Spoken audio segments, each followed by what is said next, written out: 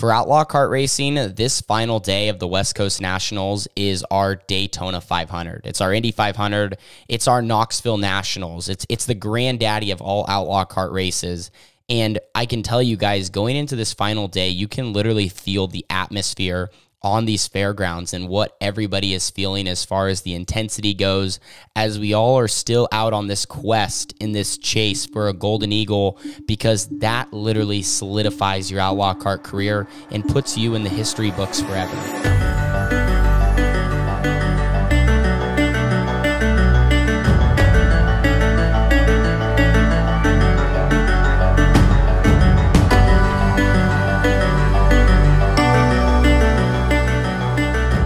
It's West Coast Nationals Sunday. We are down here on the racetrack as we have a quick break in the action. Racing started very early this morning. I believe the first race hit the Open E-Main event at 10:30 a.m. or maybe even 11, and it was absolutely juiced. The racetrack has a ton of grip right now, and now that they've ran a couple of lower main events, the racetrack's kind of starting to head the direction of getting slicker, but still really, really fast. And we wanted to come down here to turns 3 and 4 and show you the huge curb that is already starting to develop during the day.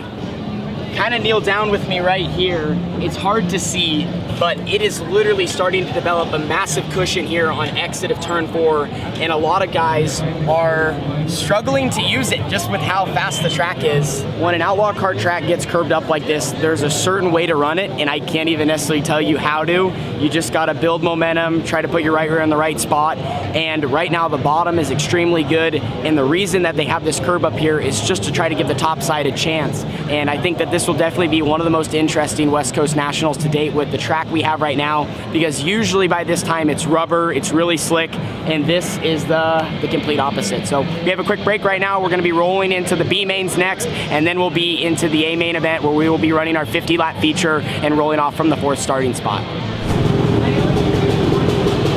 Well, here's the situation at hand. They just completed all the lower main events here at the Red Bluff Outlaws for the Sunday 17th annual West Coast Nationals. So now the field is set for all divisions, and they are getting ready to get into that.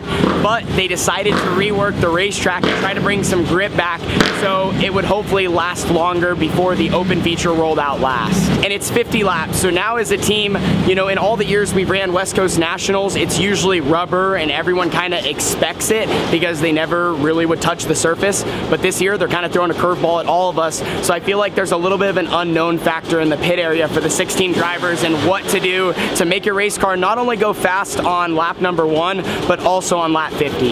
Now there is going to be a fuel stop at halfway, and you're able to make all adjustments besides change a tire. So right now it's all about, you know, how free or tight you want to make your race car, what tire compound to choose, and just overall how to go fast, and that's difficult. So Factory QRC behind me, we're making our last minute adjustments, but we're also going to study these first couple of features and see how the rework held, and then we will be getting in for driver intros and that 50-lap feature ahead of us, which is going to pay $2,500 to win.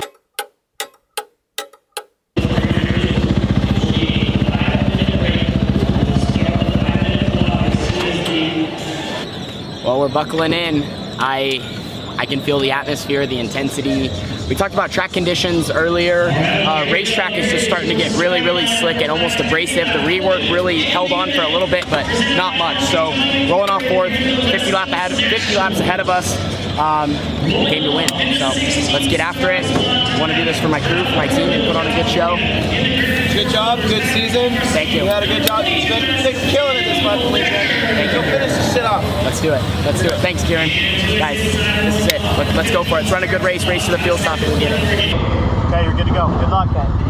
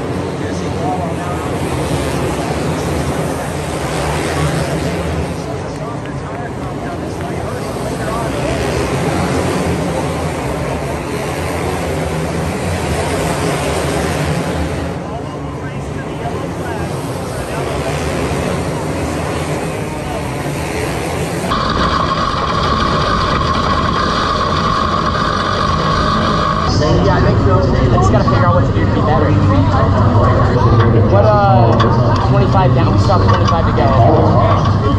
What do you want to know how Landon's car was?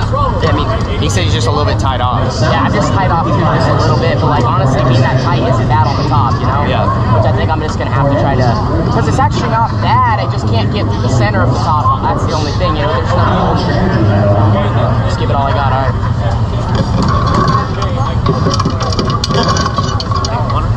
right. Love you. Have fun.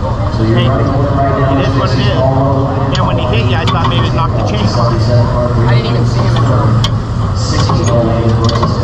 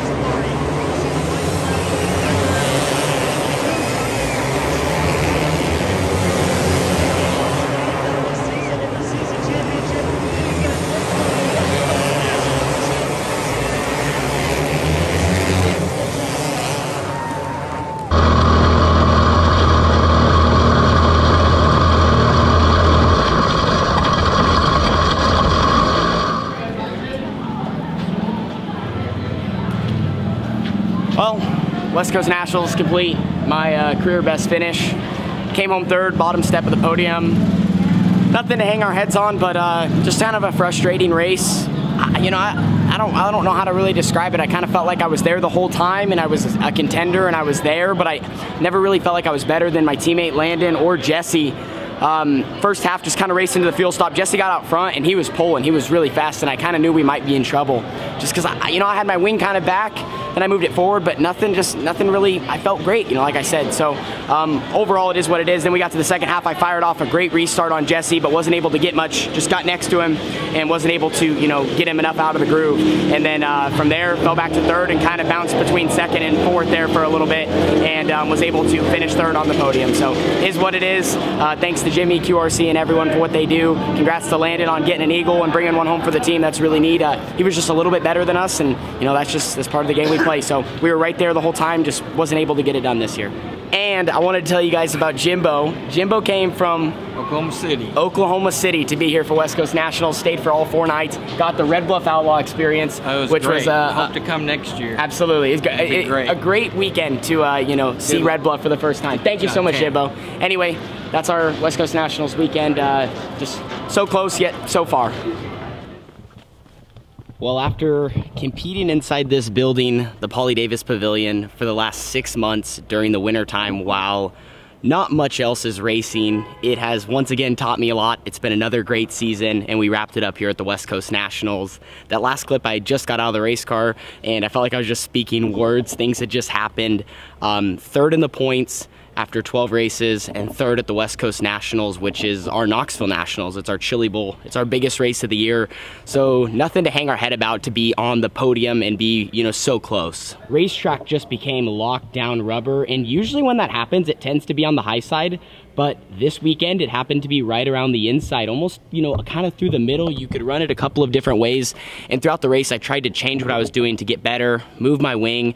But, you know, just as the runs went on, I just didn't feel like I had the speed that some of the other guys ahead of me, you know, not many guys were ahead of me, but, you know, specifically the 86J, even when Landon got by me, they were just a 10th or 2 better. And I just couldn't, you know, be as fast and consistent as I needed to be to keep up with them. I was hoping we would have a little bit more of just a slick surface and not really get to the point of being abrasive, but the track crew did put so much effort into, you know, trying to accomplish that goal. They reworked it earlier. They tried some experimental stuff with the cushion, you know, just doing anything to bring some grip to this place so it was different than previous nationals. And unfortunately, you know, just with so many days, so many cars, so many races needed to be run, they just weren't able to keep it from getting to the point where, you know, it just couldn't hold on no longer, and then it just got real locked down. But that wraps up another indoor season here at the Red Bluff Outlaws, an indoor season in general. Now it's time to put the Outlaw Karts away and time to go sprint car racing with our 360 and 410s. So Red Bluff, peace out. It was a lot of fun. Jimmy Elledge, thank you again for the opportunity. I love to drive such great cars, and Jimmy, it's just such a blast to drive for him. Our crew puts so much into, you know, doing what we do. So